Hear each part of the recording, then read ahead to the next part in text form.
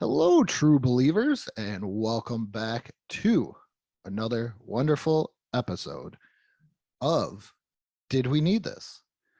I am Andrew Lenz of Let's Talk But No Politics Okay, and with me is Johnny Townsend from Retro Bliss as we go down the road of licensed video games once again and answer the age-old question, did we need this about a childhood license video game? And today Johnny had choice and he chose X-Men for the Sega Genesis. That's right. Today we are going to the gifted school for podcasters. I assume. Is there one of those? I don't know. What's our podcasting mutant power? That's a great question here. I think yours is making a joke out of anything. Yes, like, it's also to my detriment. Yes, I would say like you are the ultimate joke guy. I'll take that. So, and mine, I think, is just trying to find someone to work with me. And you found me. Yeah, so I did. Actually, you found me. That was the crazy thing about it. Yeah, there you go. See, I think that's the greatest thing of all going on right there. Yeah, that's what I'm talking about. So it's maybe, tell us truest time. Yes. Over on Retro Bliss, we did a Marvel month, so I thought let's do a Marvel game, and we didn't cover any X-Men games over there. So let's do an X-Men game that I have memories of as a child. And that, of course, is the first X-Men for the Sega Genesis. X-Men in general, just the property itself. Andrew, where do you stand? Are you an X-Men fan? Do you have a favorite X-Men? Yes, we actually share the same favorite X-Men. Oh, so we're both Cyclops stands. Yes. Well, Cyclops made it cool for me to wear glasses. Oh, I get that. Yeah. Okay. Before the fourth grade, I didn't wear glasses, and Cyclops was always kind of cool. But then all of a sudden, it was one of those things where I was like, "Wow, Cyclops has to wear them all the time. Yeah. I have to wear them all the time now. It's kind of cool. It's a relatable thing." And is that Kitty Pryde behind you, actually? Yeah, making an appearance. Kitty Pryde. Don't phase through the chair, Kitty. But yeah, the X-Men, my dad was a huge comic book fan. So I've grown up with the X-Men all the way through. I remember the 1988 cartoon that only had one episode. Matter of fact, The Pride of the X-Men. So that was it. And so the X-Men, I would have to say, has always been a part of my childhood, even though growing up in my early years, we always had lame X-Men toys, and they kind of just be special guests on Spider-Man and His Amazing Friends. Yeah. I obviously, because of the cartoon, the Fox cartoon, that's when I became a big fan, right? Like that's when that was my prime age. I was at the prime age for that cartoon. It worked out just like perfectly, and I was hooked immediately. Like I love the cartoon, and it still holds up, by the way. I went back and rewatched it not too long ago. It's still good. The animation is like, we have better animation now, but that makes sense, right? Yeah. But I still love it. But yeah, I always loved X-Men. That, of course, got me into the comics, and I've always been a big X-Men fan. Very excited to see where the MCU, how they bring them in and that kind of stuff. So looking forward to that. But yeah, what about this game in particular, Andrew? This was a game that I had a really close friend in the neighborhood that I grew up in, and he was the first person that I knew that got a Sega Genesis, and he got this game, right? And so whenever I would go up to his house, this is a game that we would play a lot. And then I would rent this game a lot. I don't think I ever actually owned it as a kid, but I played the heck out of it at his house. Shout out to Clayton. And I would rent it a lot too from the local, it was called Penguin Video here. I would rent it a lot from there. Yeah. In a way, I feel like that grumpy old man sometimes when it comes to that, where I'm like, come on, nobody remembers like anything other than Blockbuster or Hollywood Video. So shout out to Penguin Video. Shout out to Penguin Video. Yeah. Ours was Video Factory. But there you go. I did not own this game, but we did rent it. And the only other X-Men game I played, and I don't want to get into it too much because it might come up on a later episode, was X-Men for the NES, which if you played it, you kind of already know. Literally the first game we ever covered on Retro Bliss. Oh my goodness. Yeah. God bless. LJN at its finest. God bless you. That's all I can say. Yeah. But when this came out, it was I think it was around the height or just beginning to be the height of the cartoon. So this was renting. I don't know why we never owned this. Like we had everything else Marvel, but we never owned this game. So it was a constant weekend rental, and it was kind of became a favorite. Yeah. Of the Lens household. Yeah, I never actually played the sequel until much later. Mhm. But I definitely played this one quite a bit. So, and I never remember being very good at it, despite really loving it. And that was a trend that continued today for me. Let's just get into it, Andrew. Yeah. So obviously, I think as kids, we both felt we needed this game, right? So let's see if that still rings true now. I have very mixed feelings on this. I do as well. All right, I do as well. I enjoyed the gameplay. I enjoyed the characters. I think the story was absolutely horrible. Yes. Okay. You mean the danger room whippity do?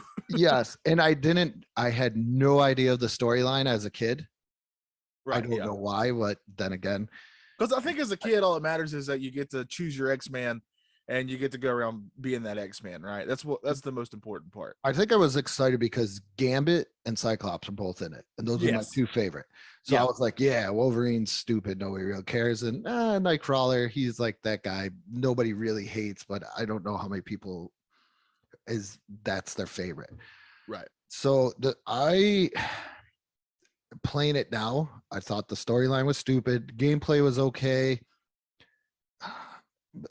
The boards, I think it all goes around to the story. Like the whole idea of Magneto sending a virus to Earth from asteroid M and, making the danger room. It was too much of a Star Trek episode. Okay, I am beyond glad you said that. All right, so the first level, this is an action platformer for those who've never played it. The first level, there's literally this little flying thing, and every time I heard it, I was like, "What?" It sounded like on the Star Trek episodes, like right before they make an announcement over the loudspeaker in Star Trek. That what's that kind of whistle type? Yeah, and I kept flicking around. Is this from Star Trek? Because it's the same. Said almost exactly the same sound effect in that first level. But yeah, I'm with you. This storyline is very. What's the word I'm looking for? Like it just lackadaisical. Yeah. There's millions of words for it. I mean, I would much rather them actually be going to these places, right? And because they do visit, and you get to see a lot of places from the comics and the show, and a lot of the the first bad guy I guess mini boss, if you want to call him that, was not Colossus, it's Juggernaut. Mm-hmm. And you get to see some, like, you get to, as they say, mark out if you're an X-Men fan. They really do put some great appearances in this game. This game really reminds me, despite obviously it was a newer game, and I would probably say it's done better, but it definitely reminds me in how it's set up and how it sort of plays of the first Ninja Turtle game for the NES. I'm so happy you mentioned that, because that's the way I felt when I was able to change my characters. Yeah. Yes, exactly. This guy's dying, I'm gonna swap him out, or what was it, the Shi'ar level? I think it was the second one.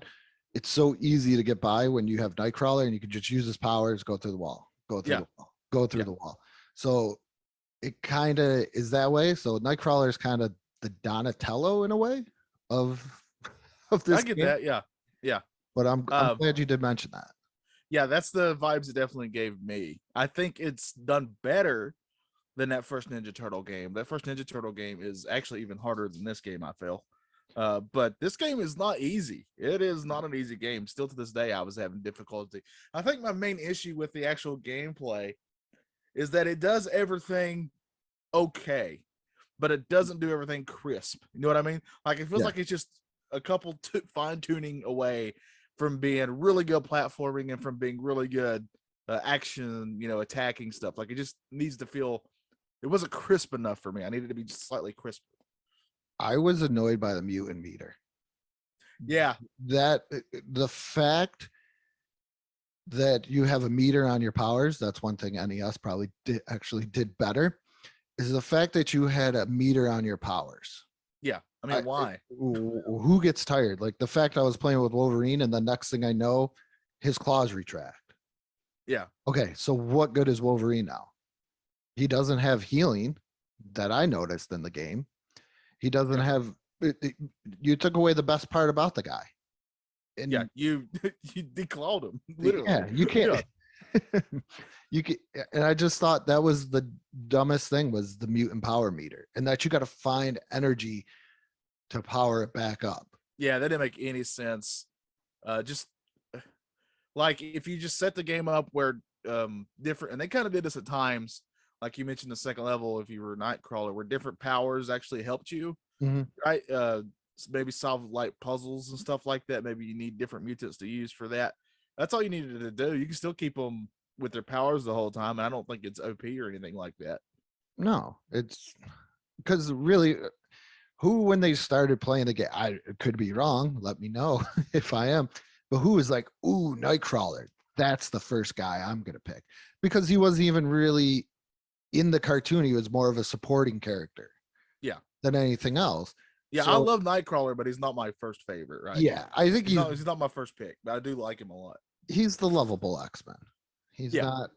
I don't think he's too many people's favorites, but nobody's like, ew, Nightcrawler. I don't like. I don't think he's anybody's absolute favorite, but I always feel like he'll make a top 5 for most people's. If that makes sense.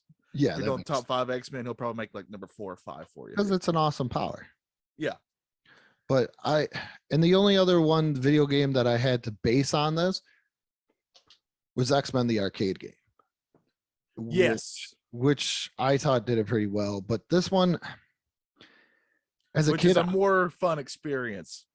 Yeah. And what I want in an X-Men game is that type of game. A beat 'em up. Not so much. Yeah. I did not like the action platforming. I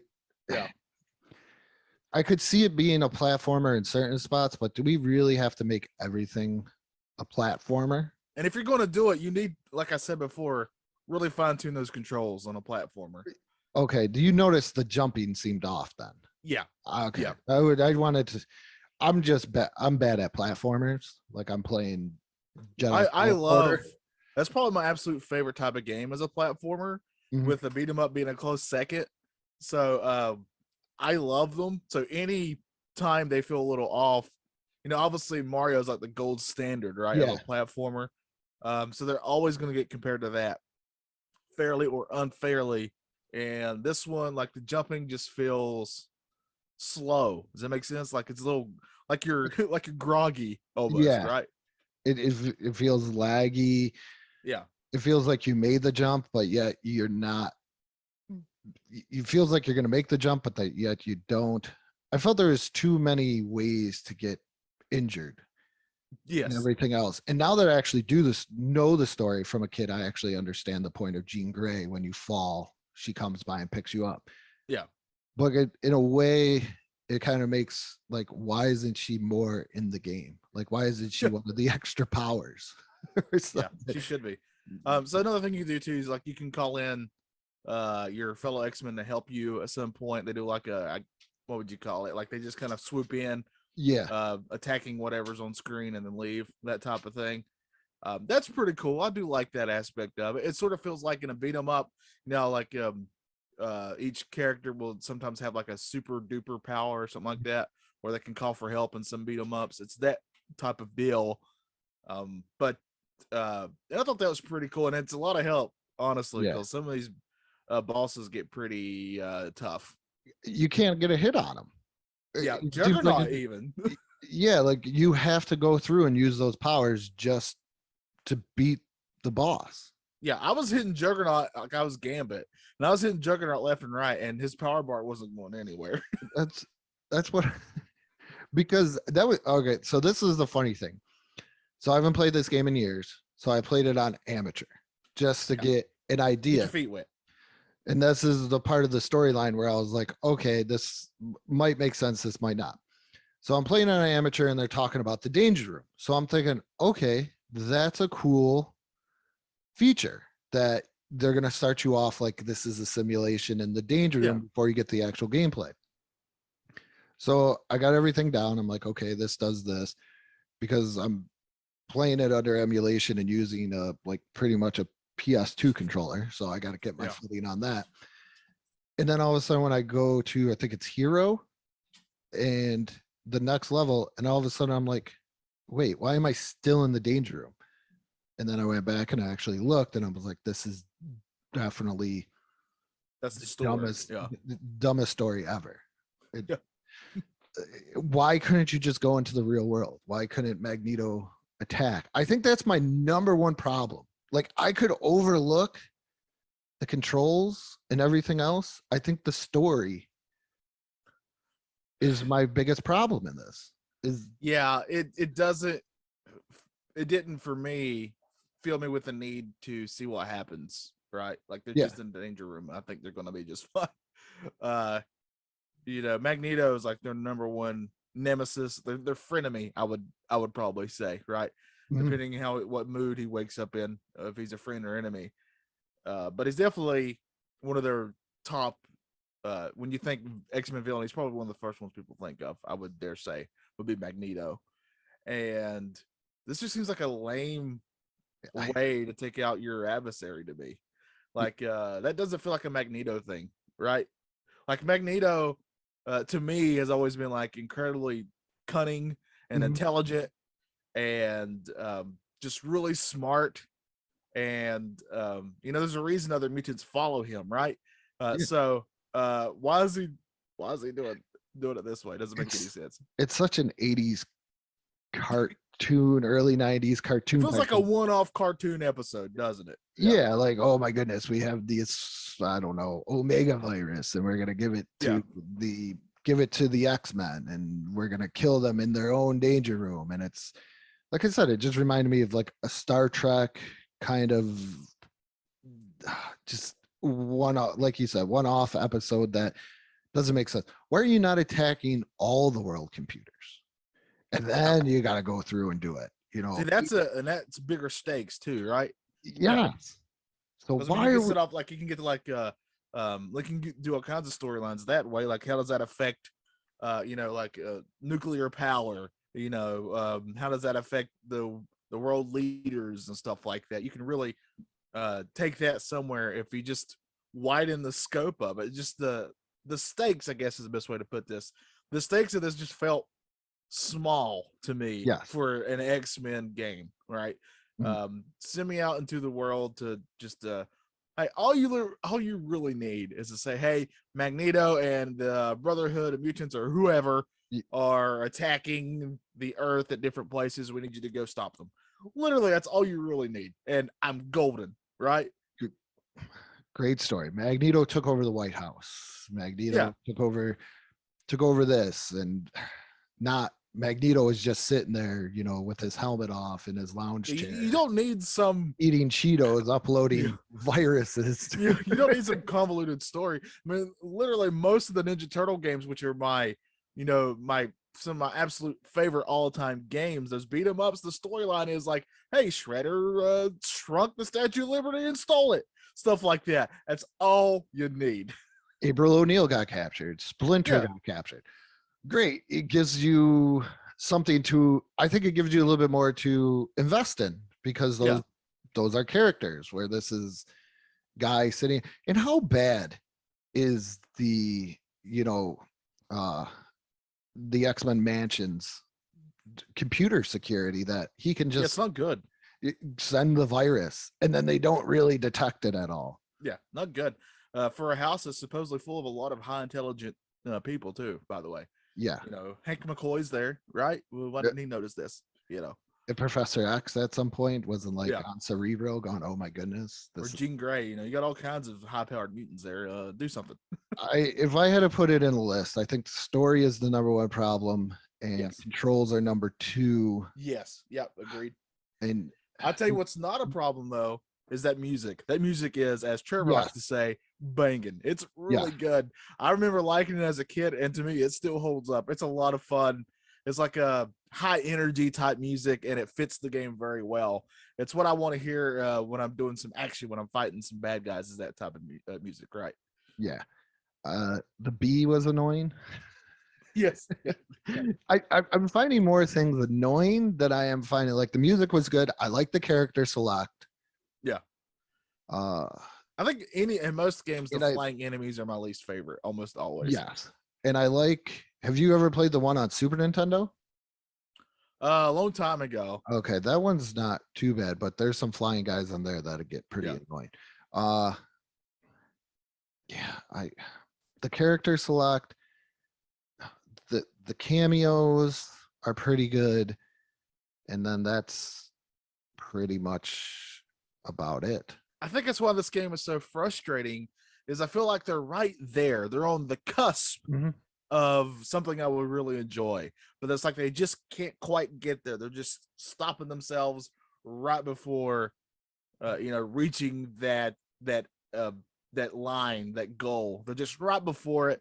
And that's why it's so frustrating, because that's what I kept feeling as I was doing all this platforming. It's like, what's platforming is almost good, right? This fighting is almost good. The storyline is just not good. uh, it's just so close to being something I could enjoy, and that's why this game I think is, like you said at the beginning of this, just very hard to pin down. Like, I, man, this is gonna be probably the toughest one for me to answer for today. Do we need this? This is gonna be the toughest one Yeah, I so think far. let's just answer it. All So, right, let's do it. Yeah. did we need this? Okay, I asked the question. And as much as I'm complaining about it, I am going to say yes. For the simple fact that all we had for home consoles before was the NES one.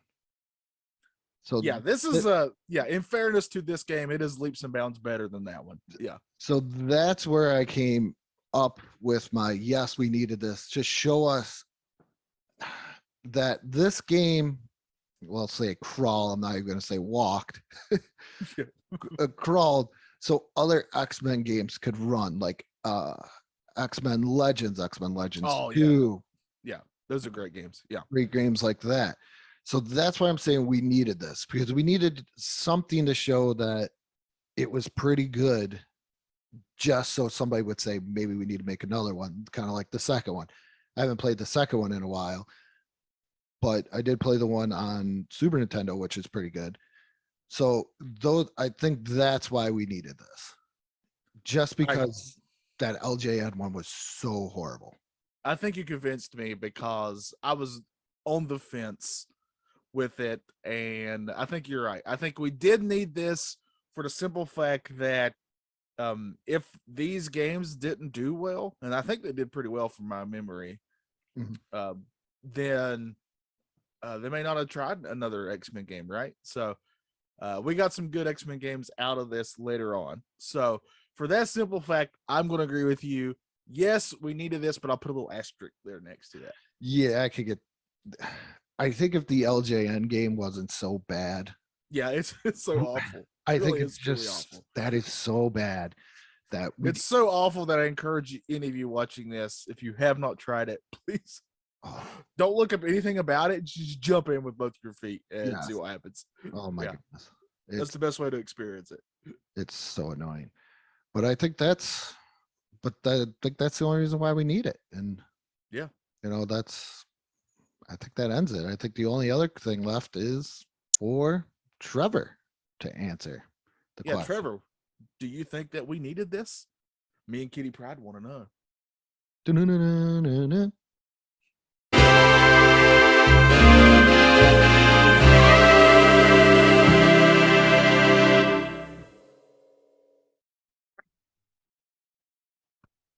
So yeah, I think that Metroid for the NES is it's a hard game. It's complicated, but it's got a lot of depth.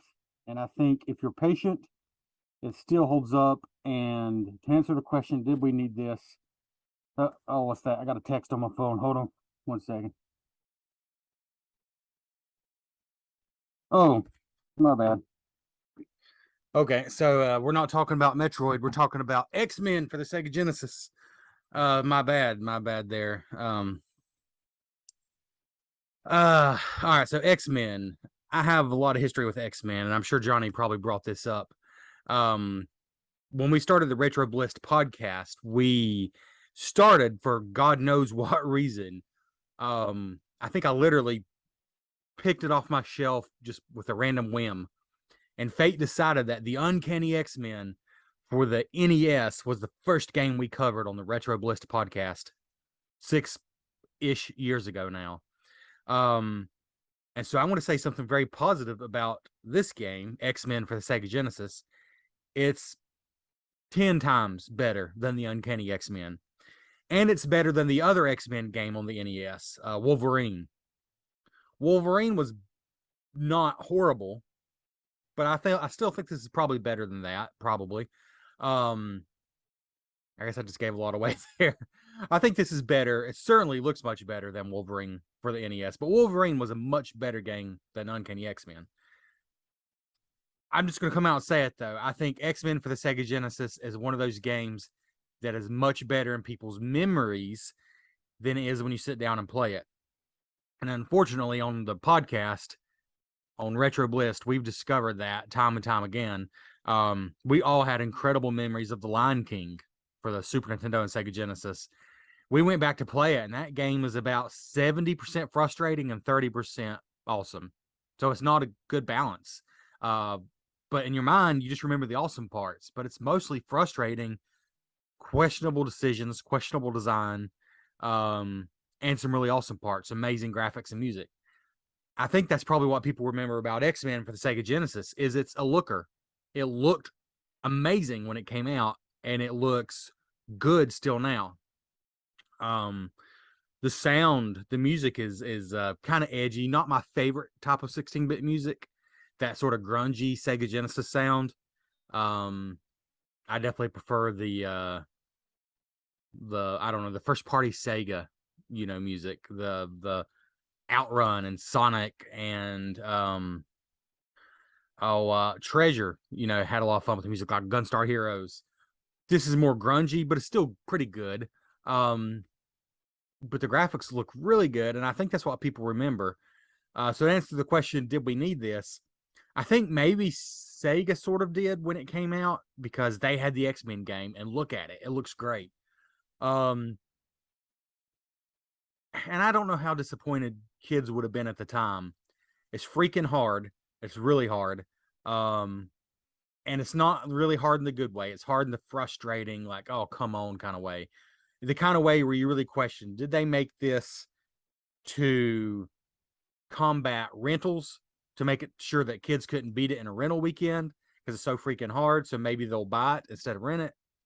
I really think that happens some, but I don't want to be that cynical. Maybe it's just they thought kids didn't want to beat it. They pay $50 for the game. They don't want to beat it in a weekend, But it's frustratingly hard. And it has that twist at the end that I bet the guys probably already talked about, where you have to reset your Sega Genesis to actually finish the game.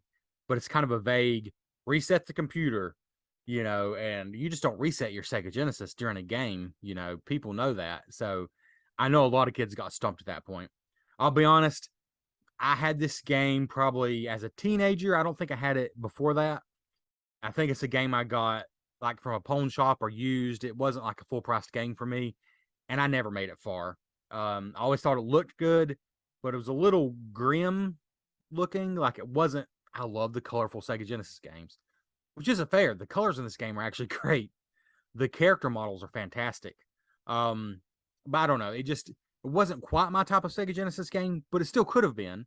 Like I loved Vector Man, and Vector Man is the exact same kind of game, an action platformer. I think the problem with X-Men is the gameplay simply is not that good. The graphics are, but the actual controls are just They're just serviceable. They're not great. but the level design ranges from bland to just annoying. And I don't know if the level design ever rises above that. And that's so important for what's basically a platformer. You know, it's bland level design with great graphics. I almost would rather have the other way around. Having both is amazing, you know. You got your top tier Sega Genesis games that have both together. So did we need this as gamers? It's better than both the X-Men games on the NES. And it did, in a way, lead to better X-Men games. I have Clone Wars, the sequel to this game, X-Men 2, on the Sega Genesis, and I think it's a significantly more fun game. It looks even better. I remember seeing X-Men 2. It might have been KB Toys. God, I missed that store. I remember seeing it like in the kiosk playing on the Genesis. And I think X-Men 2 was like late Genesis, like maybe even around the time of Donkey Kong Country, if I'm not mistaken. And so I think that it's a game Sega put in the machines to combat. And before I look like an idiot, I'm going to do what I often do on Retro Bliss and be a professional and look it up as I speak. But I just remember it being like, I don't know, when I saw Donkey Kong Country, and I specifically remember it at KB Toys, I remember thinking, oh my goodness, how can these systems look this good? Like, how can Sega possibly keep up? I definitely liked Nintendo at this point, but I was still firmly a Sega fanboy at the time that Donkey Kong Country came out, which is, it's hard to remember because I love DKC so much now, but at the time I was just like, wow, how's Sega going to match this?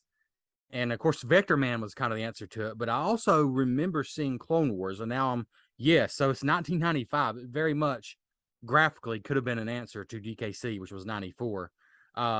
So the sequel to this game, which came out in 95, is a stunner on the Sega Genesis, and it plays better. So play that one. Play that one. But to answer the question, did we need this? It wasn't the worst X-Men game, and it directly led to a actually legitimately good X-Men game. And then there's lots of decent to even very good X-Men games after that point. There's the X-Men arcade game, which this game didn't lead to that. But so no, I'm going to say no, we did not need it, because here's the bottom line. And I've never, until sitting down this time, I've never actually thought this. X-Men for the Sega Genesis is not a good game. It's not a terrible game. It's not horrible. It is better than the NES X-Men games. But I can't say it's a good game. It's just, it's just frustrating. It's just good enough you wish it were better. I think I'm going to try to talk Johnny into reviewing the sequel to this, X-Men 2, on Sega Genesis, on the podcast. Maybe we're due for an X-Men month. We did a Marvel month, but we didn't really cover the best games anyways, exactly. And we started the podcast with Uncanny X-Men. Have we covered I don't think we've actually covered a great X-Men game. Yeah, that's what we need to do. But for this game, no, we did not need it. It did lead to a much better sequel, but the arcade game was still just great on its own. And I don't think a lot of the other X-Men games, like the Legends series and stuff, I don't think they really owe a lot to this game. So no, it was a game that was made to draw your attention when you saw it, and it does look good, but the gameplay is disappointing. Not terrible. It's no Uncanny X-Men, but it's no McDonald's Treasureland Adventure either. Look it up. There's a hidden gem on the Sega Genesis. X-Men is not as good as you remember it, probably. McDonald's Treasureland Adventure, made by Treasure, for the Sega Genesis, is a hidden gem. So check that one out instead. This is Trevor. Check out Retro Bliss Podcast. We've had some fun episodes lately, some horrible, disgusting stories. Yeah, but this was fun. Thanks, Andrew. And I apologize. I'm a big part of the reason this episode took so long. But here it is. I hope it was worth the wait. Sorry, it just wasn't. It really wasn't. And I can't even find the stop button. There it is.